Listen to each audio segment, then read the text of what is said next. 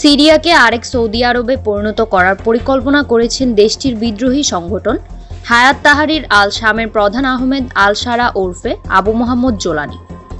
একই সঙ্গে আসাদের পতনের পর ইরান বেকায়দায় থাকায় মধ্যপ্রাচ্যে শান্তি ফিরে আসবে বলে মন্তব্য করেন তিনি।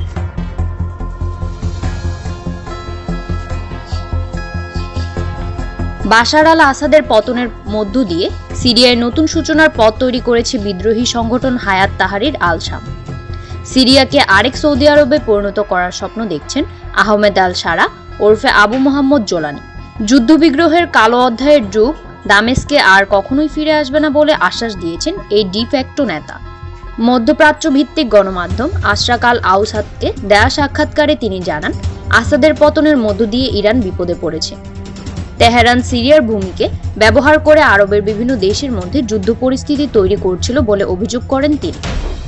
আর এই কারণেই মধ্যপ্রাচ্যে আবার নতুন করে স্থিতিশীলতা ফিরে আসার সম্ভাবনা তৈরি হয়েছে।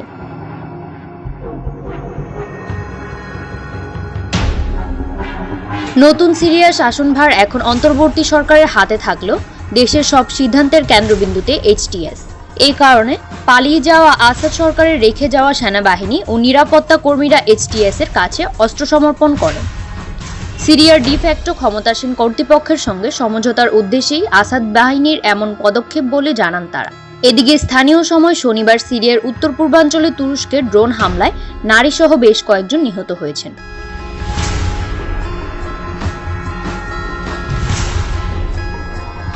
একই দিনে সিরিয়ার কোবানি শহরে এক গমের গুদামে তুরস্ক সমর্থিত বিদ্রোহীরা ড্রোন হামলা চালায় বলে দাবি করেছে মার্কিন সমর্থিত কুর্দি গোষ্ঠী।